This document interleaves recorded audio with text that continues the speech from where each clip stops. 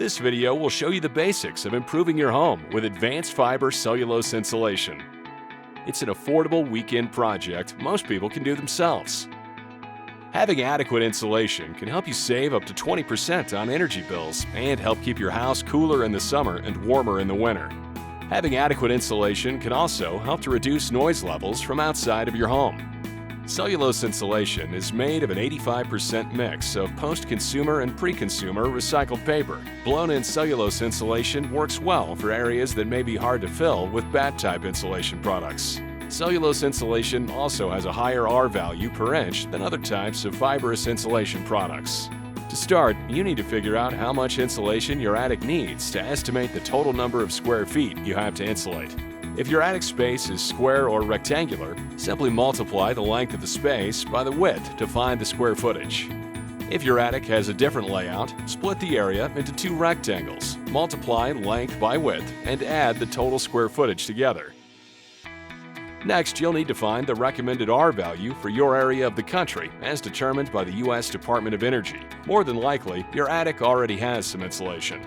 With that in mind, estimate your current insulation R value by measuring the depth of the existing insulation and multiply it by 2.5 for fiberglass insulation or 3.6 for cellulose insulation. With 4 inches of existing fiberglass insulation, your R value would be R10. If you had 4 inches of cellulose insulation, your R value would be 14.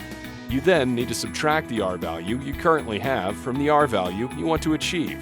If you're working with a newly constructed home or a home addition and insulating a space with no previous insulation, check the attic coverage chart found in the product packaging. Total square feet of the space divided by maximum coverage per bag equals the total number of bags required. Before you get started, you will need a few supplies: gloves, dust mask, safety glasses, lighting, cardboard vents, staple gun, screwdriver, utility knife, attic rulers, machine and hose, extension cord, and drop cloths are a good place to start. Begin by reading all instructions and safety warnings before operating the machine, as each machine is different and provides different instructions. Be sure that both the machine and its operator are standing on a clean, dry surface. Operating the machine in standing water can result in serious injury. Before plugging the machine in, turn the blower motor and the manual switch to off. Pull out the emergency stop to ensure proper safety. Connect the full 100 feet of hose supplied with the machine to the base of the machine and tighten the hose clamp. Then, make sure to open the slide gate to no more than 4.5 inches to start. This will allow the cellulose insulation to break open evenly and provide the most efficient insulation.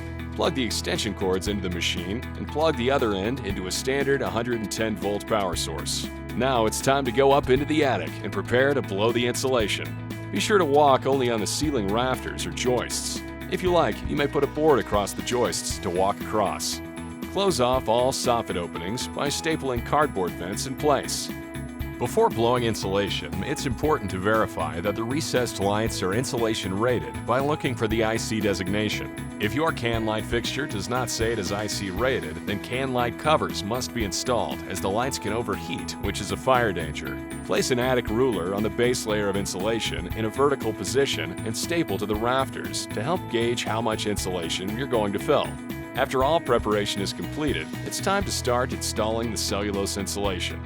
Take safety precautions by wearing a mask and eye protection, and again, be sure to walk only on the ceiling rafters or joists.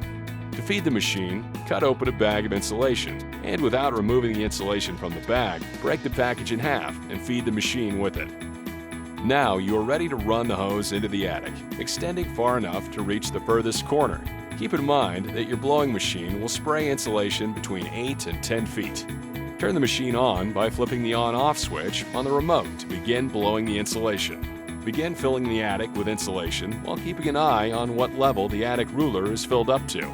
Spray until the attic section is evenly filled. Keep repeating the process until the attic is fully insulated. When the job is finished, all the bags of insulation should be empty and your attic should have a level, uniform layer of insulation.